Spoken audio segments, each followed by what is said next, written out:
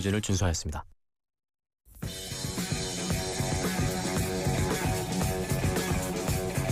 신율의 뉴스 장면 승부 3부 시작하겠습니다. 오늘 3부 정면 인터뷰에서 만나볼 분은 더불어민주당 서영교 의원입니다. 지금 전화 연결되어 있습니다. 서 의원님 안녕하세요.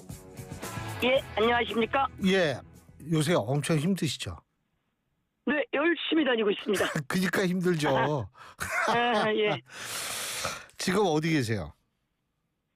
지금은 조금 전까지 유세차에서 예. 지역 서울이요? 주민들께 인사드리다가 지금 지역구에서? 뛰어와서 예, 전화 통화하는 중입니다. 중량구요? 네, 예. 어제 밤 늦게 올라왔습니다. 대구 경북도 갔다 오셨잖아요. 대구 경북 모든 곳을 다녔습니다. 골목골목 선대위원장이라고 그러네요. 그죠? 대구 경북 골목골목 선대위원장. 그래서 골목골목을 다니셨습니까? 장터 다 누볐고요. 예. 골목도 누볐고요. 대로변도 누볐고요. 예, 큰 유세도 많이 했고요. 이재명 대통령 후보가 어제도 대구 동대구역 예. 에서 큰 유세를 해서 거기서 함께 했고요.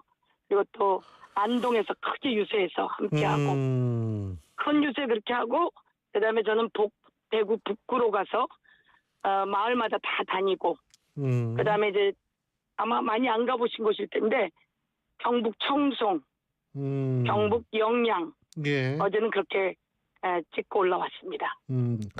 그 대구 경북 지역의 민심은 뭐라고 판단하십니까? 글쎄요. 투표로는 어떻게 될지는 모르겠지만 많은 사람들이 말을 금방 하진 않으십니다. 그런데 제가 만난 경북 상주에 아주 중요한 국민의힘의 시의원을 여러 번 하셨던 분들이 사실은 이번에 탈당을 하셨어요. 그러면서 하시는 말씀이 비상계엄을 용인할 수가 없다. 내가 정치를 오래 했지만 그것만큼은 용인이 안 된다. 그리고 그것을 용납하고 두둔하는 국민의힘이 용납이 안 된다. 이렇게 말씀하시더라고요. 자, 대구 경북 지역에 박근혜 전 대통령이 서문시장을 어제 쫙 한번 갔지 않습니까? 그런 거가 영향을 미칠 거라고 보십니까? 그런 거에 영향을 받는 분들이라면 뭐 어차피 그쪽을 찍고 단단해졌을 거라고 생각하고요. 박근혜 대통령이 어떤 사람입니까? 윤석열이 압수수색해서 감옥에 넣고 그런 사람이 박근혜 대통령 아닙니까? 윤석열이 수사하고 압수수색하고 감옥에 넣고 그리고 나서 윤석열이 되고 그리고 윤석열이 비상계엄하고 이번엔 김문수가 비상계엄을 옹호하고 그리고 또다시 박근혜 대통령이 나온다? 박근혜 대통령은 속도 없습니까? 윤석열하고 같이 뜻을 같이 하는 것처럼 보이고 김문수하고 뜻을 같이 하는 것처럼 보이고 경북 사람들, 대구 사람들 그런 거 좋아하지 않습니다. 저는 그렇게 생각합니다. 지금 이제 그 블랙아웃 시기죠. 이른바 그 여론조사를 할 수는 있지만 공표하지는 못하는 그런 네. 기간이라서 지금 뭐 어떻게 조금 여론의 흐름이 변하나 이런 것들이 궁금해지는데 서영교 의원님은 어떻게 평가하고 계십니까? 저희 지역만 해도 국민의힘이 거의 선거운동을 하지 않습니다. 예? 제가 지방 대구에 가고 경북에 가도 예. 국민의힘 선거운동을 제대로 볼 수가 없을 정도로 국민의힘 선거운동에 상당히 힘이 빠져 있다. 저는 이렇게 생각하고요. 예. 청계천에서 김문수 후보가 선거운동 한다 할 때도 사람들이 많이 안 나오죠.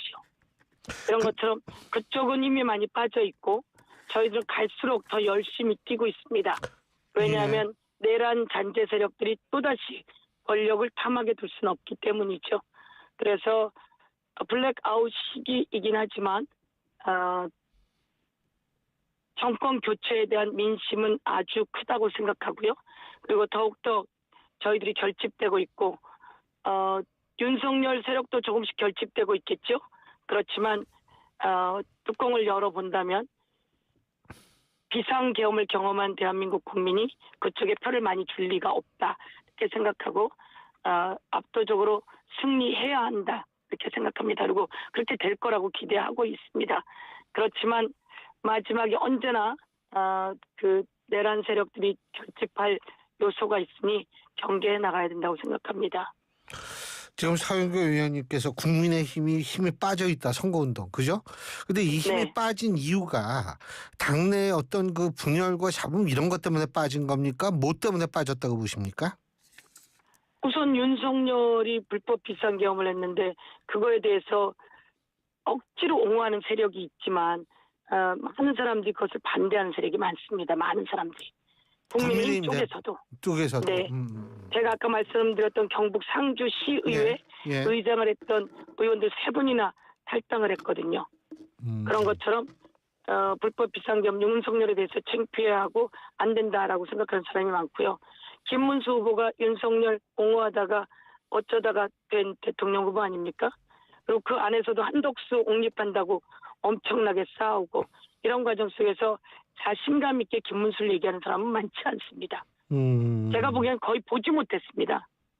저희를 반대하는 사람들은 있을 수 있는데 김문수를 너무 좋아한다 이런 사람은 저는 보지는 못한 것 같습니다. 그래서 국민의힘이 많이 힘이 빠져 있다. 우선 윤석열 때문에 그리고 또 아까 말씀하신 것처럼 당내 분란 분열 그리고 뭐 제대로 하는 게 없지 않습니까? 예, 권성동 특히 이런 사람에 대해서 학을 띠고 있는 부분이 있는 것 같습니다.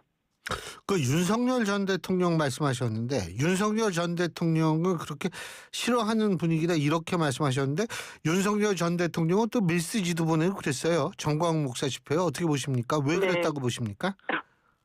정광훈 목사를 지지하는 아주 극히 일부가 있지 않습니까? 그 표라도 얻어야 되겠다는 생각을 가진 것 같은데요.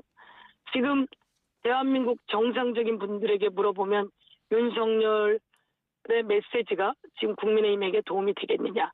전혀 그렇지 않은 거죠. 그리고 그것도 정광훈을 통해서 메시지를 냈어요. 정광훈이 교회 목사라고 하는데요. 거기 있는 사람들 그 뭐라고 합니까? 원산 폭격 시키는 거 보고 제가 정말 깜짝 놀랐습니다. 그런 사람들과 하나가 되려고 하는데 대한민국의 정상적인 국민들이 그런 김문수 후보에게 애정을 갖고 표를 줄까요? 저는 그쪽에 아주 극히 일부가 있지만 대한민국의 정상적인 국민이라면 윤석열의 메시지에 더다시 정이 떨어졌을 거다 이렇게 생각합니다. 저는 그런 정치에서는 안 된다고 생각합니다. 지금 국민의힘은 이준석 후보와의 단일화 이게 뭐 오늘까지도 기다려야 한다 뭐 이런 얘기하는데 어떻게 보세요? 아니 그렇게 이준석을 내치고 갈기갈기 짓밟고 그래놓고 지금은 표가 좀 필요하니까 단일화하자 하면서 이준석 거를 모두 다 뺏으려고 한다면 그 지금까지 해오던 정치 그대로이고요. 정말 염치가 없는 사람들입니다. 염치가 없는 사람들. 그래서 끝내 뭐 저희는 단일화 되는 걸 전제로 선거운동하고 또 승리를 준비해 나가고 있는데요. 단일화되어서 표가 더 모일 거라는 걸 전제로 저희는 준비하고 있습니다. 그렇지만 대한민국 국민이 상식적으로 윤석열이 이준석을 그렇게 내쫓았는데 그리고 이준석이 또 윤석열을 그렇게 파면시켰는데 그 사람들이 하나가 될 수 있는 세력일까요? 만약에 하나가 된다면 그들은 완전히 당리당략에 의한 것이기 때문에 국민들의 지지는 전혀 받지 못할 거다. 이렇게 생각합니다. 그래서 단일화가 안 될 거라고 생각하시는 거죠? 그죠? 저는 안 될 거라고 생각하고요. 돼서도 안 된다고 생각하고요. 그리고 이준석이 거기 들어가서 무슨 이득이 있겠습니까? 당권을 준다? 김문수가 무슨 힘이 있어서 당권을 주겠습니까? 그리고 권성동 뭐 이런 윤석열 측근들이 그 꼴을 그대로 두겠습니까? 예. 그리고 윤석열이 아직도 장악하려고 하는데 그들은 단일화할 수는 있겠으나 단일화하는 것은 상식적으로 맞지도 않는 얘기라고 생각하고 해서도 안 된다고 생각합니다. 그렇지만 우리는 단일화를 염두에 두고 그 모든 대비는 해나가야 되는 거죠. 그 보수 재편 그러니까 선거 이후에 보수 재편 가능성은 어떻게 보십니까? 선거 이후에 보수 재편 저는 구구가 남아있다고 생각합니다. 그런데 구구도 정리해야지 되는 거죠. 보수가 이재명 대통령 후보가 얘기했듯이 보수는 안정적이고 국가의 안보를 위하고 경제를 살리고 이런데 힘을 기울일 수 있는 사람들이 보수 아닙니까? 그럼에도 불구하고 그런 것은 하나도 못하고 대통령이라고 하는 권력을 가졌음에도 불구하고 불법 비상계엄을 쓰고 총과 칼을 국민에게 겨누려고 했던 이런 사람들 보수가 아니라고 생각하고요. 저는 국민의힘은 내란 동조 세력이기 때문에 그에 맞춰서 법적 조치가 있어야 된다고 생각하고요. 보수의 재편, 진짜 보수가 있었으면 좋겠고, 저희가 보수가 갖고 있는 가치, 안보, 경제 이런 가치를 저희가 다 같이 안전하게 책임져 나가려고 생각하고 있습니다. 캐치 올 파티 뭐 이렇게 이제 민주당을 좀 갖고 나가시겠다 이런 말씀이신 것 같은데, 자, 유시민 작가 발언 이게 지금 계속 비판이 이어지고 있는데 어떻게 보십니까? 언론들이 유시민 작가 발언을 크게 자꾸 키우고 있는 것 같은데요. 유시민 작가의 발언은 김문수 후보의 부인의 발언에서 시작된 것이고, 김문수 후보나 유시민 작가나 김문수 후보 부인이나 함께 같이 일을 해왔던 사람들이 그들이 서로 얘기하는 내용 아닙니까? 그런데 유시민 작가의 발언을 이렇게 키워나가는 이유가, 언론들이 그렇게 키워나가는 언론들은 저는 정확하게 더불어민주당에 반하는 의지를 가졌기 때문이다 이렇게 생각합니다. 정강훈하고 김문수하고, 그럼 정강훈이 말한 거 이거 자꾸 우리들한테 물어봐야 되는 거랑 국민의힘에 물어봐야 되는 거랑 똑같은 거죠. 저는 이 부분에 대해서 이재명 대통령 후보가 글쎄요 그 말을 할 수 있는 입장인지는 모르겠지만 좀 부적절했다라고 하는 말을 했고요. 더 이상 이 말로 자꾸 키우려고 하는 것은 지금 이 정치의 언론이 적당히 이것을 이용해 먹으려고 하는 것이다. 이렇게밖에 볼 수 없을 것 같습니다. 그 리박스쿨이라는 거 있잖아요. 네. 여론 조작을 시도했다는 의혹, 이건 어떻게 보고 계세요? 깜짝 놀랐습니다. 뉴라이트 김문수라고 하는 사람이 어떤 사람입니까? 일제시대 때 우리나라 민족의 국적이 일본이다라고 얘기했던 사람 아닙니까? 어떻게 그런 사람을 국민의힘 대통령 후보로 할 수가 있죠? 일제시대 때 식민지 때 대한민국 국민의 국적은 대한민국입니다. 그런데 대한민국 국민의 국적이 없이 일본이라고 얘기하는 사람이 대한민국의 대통령이 될 수 있을까요? 그런 뉴라이트와 같은 사관을 아이들에게 주입시키려고 하는 리박스쿨, 스쿨이라고 하는 데서 민족성을 말살시키고 일본을 찬양하고 그리고 독재를 찬양하고 민주주의를 말살해 나가려고 하면서, 그리고 또 댓글 부대로 활용하는 이런 상황, 저는 그래서 보수가 없다고 생각합니다. 국민의힘이 어떻게 보수이고 틀림없이 이들과 관계가 있다고 저는 생각하고, 이런 부분에 대해서 철저히 수사해서 완전히 뿌리 뽑아야 된다고 생각합니다. 뭐 저는 이 리박스쿨이라는 거 지금 오늘 이거 근데 처음 들어가지고 뭔지 모르겠는데, 그래서 이게 친일 뭐 이런 게 되는지는 전 잘 모르겠어요. 판단이 할 수 있는 입장이 아니라는 거 리박스쿨이라고 하는 데서 말씀드립니다. 예. 우리나라를 빛낸 영웅이라고 하면서 아이들에게 합창을 시켰다는 거 아닙니까? 아이들에게 우리나라를 빛낸 영웅이라고 하면서 그 내용을 완전히 왜곡시킨 형태로 합창도 부르게 하고 아이들에게 어렸을 때부터 잘못된 역사관을 주입시키고 있다. 이런 게 더 큰 문제라고 생각합니다. 그리고 그것을 가지고 그런 사람들이 늘봄학교라고 하는 데 가서 아이들에게 그런 잘못된 역사관을 주입시키고, 그리고 이것이 정치 지금 댓글에 이용하고, 과거 시발단, 그리고 또 댓글 부대, 국정원 댓글 부대도 황당했지 않습니까? 국정원에 갔더니 관악 서울대 앞에서 가서 댓글을 쓰라 그러고, 건대 앞에 가서 댓글을 쓰라 그러고, 나는 국정원에 취업했는데 댓글 쓰고 있다, 이런 제보를 제가 받았었거든요. 그리고 그것을 추적하면서 당시에 댓글 부대의 실체를 우리가 알게 되었는데요. 리박스쿨이 그런 종류의 일종이라고 생각하고 더 뿌리가 깊다고 생각하고 철저히 수사해서 단죄해야 된다고 생각합니다. 예, 이거 뭐 수사 의뢰가 됐으니까 지금은 의혹 수준이고, 이제 수사가 되면 뭐 구체적인 증거가 나오든지 뭐 안 나오든지 뭐 이렇게 되겠죠. 자, 그리고 이번에 투표율이 어느 정도 될 거라고 보세요? 서영교 의원님은? 저희들은 투표율이 지금 사전 투표율은 역대 최고라고 하지 않습니까? 사전 아닙니다. 투표율이 있은 다음에 역대 두 번째, 예.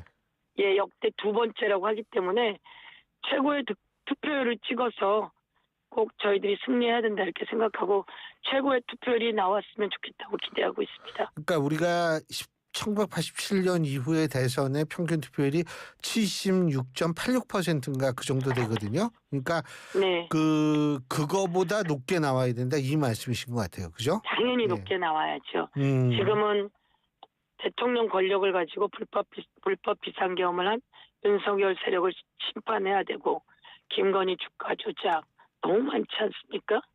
이런 부분을 다 정리해내야 되는 아주 중요한 시기라서 제가 지역을 다니거나 이렇게 보면 민심이 아주 좋습니다. 저희들에게 아주 좋기 때문에 저는 투표율이 사전투표에서 조금 낮아진 이유는 그때 그 선거 관련한 보도가 많이 나왔기 때문이라고 생각하고요. 이번엔 마저 더 높아질 거라고 생각하고 있습니다. 그러니까 사전 투표 둘째 날에서 이게 좀 꺾인 게 그 예. 선거 관리의 부실 때문에 그 문제 때문에 이게 좀 꺾였다 이렇게 보시는 거군요. 저는 그 영향이 크다고 생각합니다. 예. 선거관리 부실 얘기가 나오고 예.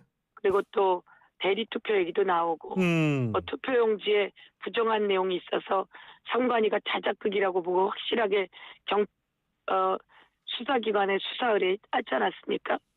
이렇게 누군가 의도한 그 선거 관리의 문제점들이 자작극처럼 나오는 것도 있고 이런 것들이 자작극인지 사전 아닌지는 투표에 이제 조금 영향을 미친 것으로 생각하고 있습니다. 자작극인지 아닌지는 이제 경찰 수사 결과를 보면 알 수 있겠죠. 예. 제가 선관위랑 확인을 좀 했는데요. 예. 자작극이 아닐 수가 없다 그러더라고요. 글쎄 저는 뭐 하여간 자작극이라고 그 생각합니다. 경찰이 이제 수사 결과가 나오면 좀 보겠죠. 예. 알겠습니다. 이제 뭐 0시까지 오늘 밤 11시 59분까지 선거운동 기간이니까 마지막까지 네. 또 열심히 뛰셔야죠. 그죠? 예, 지금 12시까지 11시 59분까지 예. 지하철역에서 지하철에 퇴근하시는 예. 많은 분들을 모든 알겠습니다. 역을 다 예. 커버해서 만나 뵙기로 했습니다. 예, 오늘 말씀 잘 들었습니다. 감사합니다. 고맙습니다. 예. 감사합니다. 예, 더불어민주당 서영교 의원이었습니다. 지난해 우리나라 합계 출산